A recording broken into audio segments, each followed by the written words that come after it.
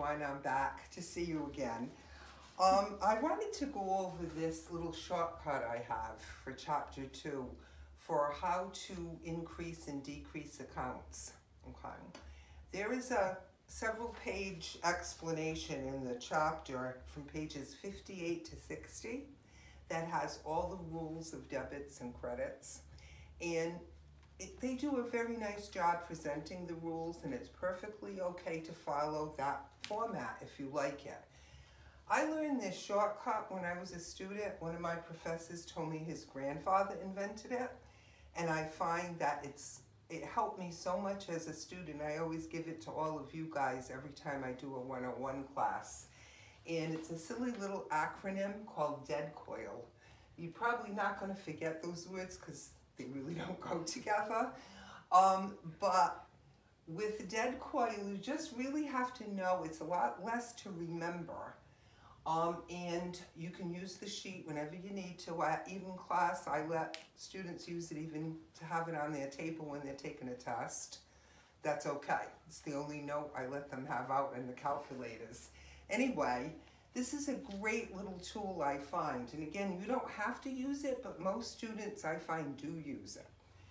So just to explain it a little bit, and you have a handout that I attached on e-learning. I tried to replicate it the best I could. I could have used more board here. But anyway, and we only really have to remember what side to increase the accounts on, because when we decrease it, it's just the opposite. You only have two choices, debit or credit. So we don't have a C to look at. So really, if you know how to increase the accounts, decrease is just the opposite. So what increases on the debit side for the debt? Anything that's an expense, and you know it's an expense because it ends with the word expense, right? Anything that's an asset. Assets are the resources that businesses use, like cash, accounts receivable, supplies, land, buildings, that you saw all those in Chapter 1. You're going to continue to see examples of all the categories of the accounts. And then the drawing account, which stands for withdrawal when the owner takes out money, which you also saw in Chapter 1. The good thing about DEAD, right, showing what increases on the debit side, if you have an expense or the drawing account, right, the owner's withdrawal, they're always going to be debited because they're always increasing. So when you see anything that's an expense or the owner took out money, always debit it. It's never going to decrease, it's always increasing. The only thing that can either go up or down are assets, okay? Assets can increase when you get them, and they decrease when you spend money. Cash decreases. When someone pays you that charge something, some services to you, that accounts receivable is going to decrease. And again, not necessary really to remember that they decrease on the credit side, because it's just you only have that one other choice. So with expenses and withdrawals, always debit. Assets, it either go up by debit or down by credit. So that's the story for the debt side. Now we'll go to the credit side, the COIL side. Kind of the same thing is true here. 2 out of 3 always do the same thing. So of course the C is for credit. Owner's equity, which I kind of had to squeeze in there. This is the capital account, the owner's capital account. Again, it's always going to be credited because it's always increasing. Okay? When you see the owner's name in capital, that's going to increase on the credit side. You're always going to credit it. That's hard to say. It's always increasing. And income is revenue. Okay, any revenue that the business earns, we're in service businesses in the first 4 chapters. So that account is called service revenue, but anything revenue is always credited because owner's equity, the capital account, and income, the revenue, are always going to get credited because they're always increasing. So you don't even have to think about it. This is the one that can go up or down. Liabilities, which are bills. When you charge something, right, you credit it because the liability is increasing. And when you pay the bill, right? You pay the payable. All liabilities end with the word payable. Only one exception, and that's unearned revenue. If you get money in advance of doing the work, you have an unearned revenue, which is a liability. The only one that doesn't end with the word payable. So anyway, they increase on the credit side, but they can also decrease when you pay them. And when you're paying a bill, you're going to debit it. So that's pretty much all you need to know about dead COIL. Again, the rules in the book are very good. They have the increases and decreases, and they also talk about what side you could see the normal balance on. Well, that word normal balance is kind of a strange one, but it stands for the side it increases on. The normal balance of the account in the T accounts and the ledger will always be on the increase side. That's what normal balance means. So to kind of expand on how you put dead COIL into play, or even rules if you're going by the rules in the book, I wanted to show you a little example. Have to erase this, so bear with me. A little messy. And it makes a noise because it moves. That's what you get for a makeshift board. Makeshift board, yep. Okay, so not too bad, right? Oops, missed a spot. Okay, so I call this the 3 questions, okay?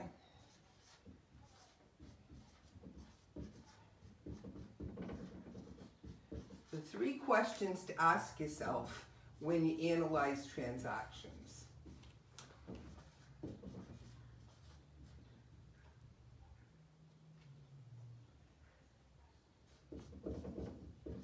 I forgot how to spell analyze. Okay, so I'm going to give you a little example of analyzing a transaction. In chapter 1, we analyzed a transaction by putting the increases and decreases of the accounts into that strange looking Excel looking spreadsheet. It's not really Excel, it doesn't do any functions for you, but it's a faux Excel sheet, and that's how we did it. And thank goodness that's over. We don't have to do that anymore. It's very awkward and time consuming to put all of the numbers into that sheet, as you know what I mean when you try to do it. It works. You can analyze transactions that way, but there's a much easier, faster, more straightforward way. It doesn't take as much time, and it's called journalizing, debiting and crediting, where dead COIL comes in. Okay, so I'm going to use the first transaction in chapter 1, and also it's repeated in chapter 2 about our sample company, Smart Touch Learning. Sheena Bright is the owner. So she invested, okay, I put S. Bright, contributed, don't mind my writing, you can see this is in the book, contributed, I believe it was $30,000 to start Smart Touch.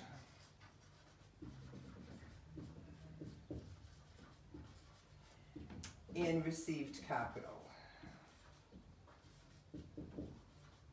When the owner contributes money, they get capital equal to their contribution. In other words, it goes into their owner's equity account, capital.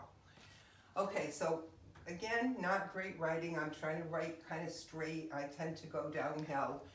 So we're going to apply those 3 questions I was talking about. First question, which accounts are affected? We answered these questions, the first 2 in chapter 1. Which accounts are affected? You ask yourself that first. Which accounts are affected? Well, it's always easiest to see the money.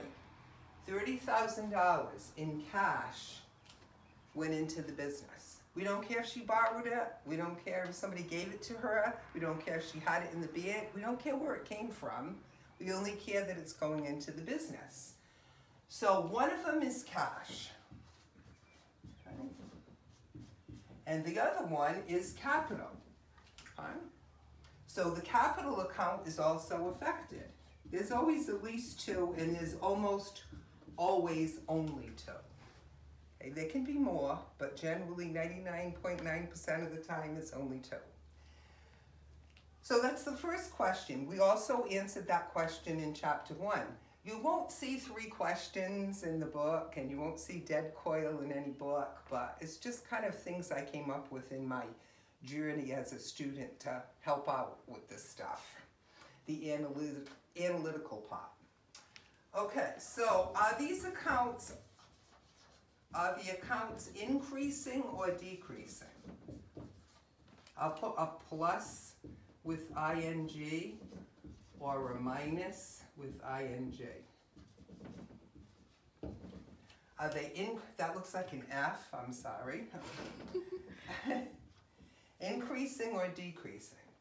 Well, cash, right, is going up because you got it. The business has it. Always think of it from the business's perspective because that's who we're accounting for, are the businesses. Capital, also increasing. Again, it always increases, right? Owner's equity. We answered the first 2 questions. And if we were in chapter 1, we would be putting cash as a positive in the cash line in the spreadsheet, the row. And then we'd scoot on over to capital, tab, and put the 30,000. And then the accounting equation would be in balance. They also make you do the totals of all the accounts every single time you analyze a transaction. This is what I mean by time consuming and tedious. But now we're in chapter 2. We don't have to do that anymore because we're going to be able to answer question 3. Okay? Should these increases plus apostrophe S and or decreases be debited or credited?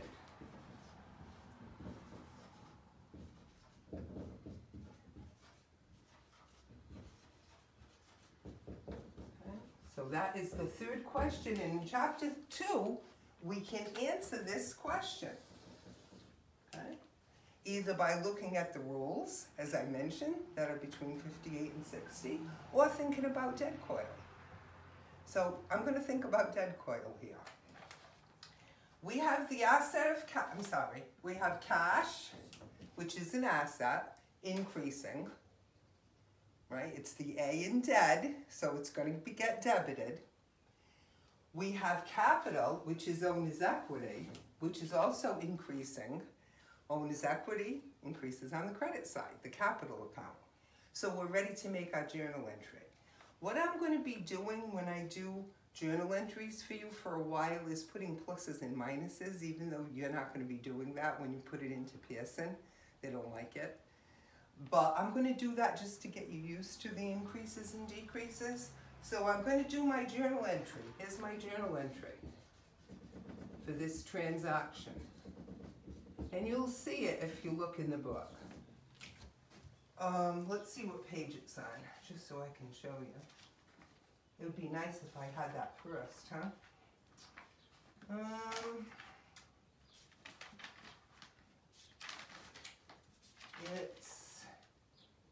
It's on page, the bottom of 63. Top of 64. Okay? So, we're going to be debiting cash. Again, I'm putting the little pluses. You won't be doing that when you put it into Pearson. For 30,000.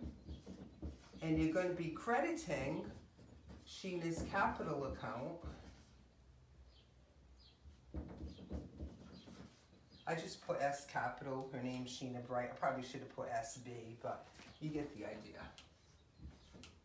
And we just made our first journal entry for the first transaction. I believe this happens on November 1st, 2018. So I'll put the date because journal entries should have dates. There's my debit, cash increases. There's my credit, capital also increases. We've just made a journal entry by using the 3 questions. Again, the first 2 were answered in chapter 1, but not the 3rd one. That's why we needed that Excel sheet. Okay. In this chapter, they're going to go through all 9 transactions for November again, showing you the journal entries and posting to the ledger, which I'm going to do in that little corner. And then they're going to go through December also and show you the first 2 months of Smart Touch Learning. Because I took so much room, I'm going to squeeze the postings to the T accounts right here and make them as small as I can. But this is what they would look like. Cash, being the asset, would have the $30,000 posted on the debit side, and Sheena's capital account would have the $30,000 posted on the credit side. Journal entry and posting to the T account in the ledger always match. Once you have your debit and credit, you're going to pull it over and put it into the ledger. Okay? And that's it for my dead COIL presentation. Thank you.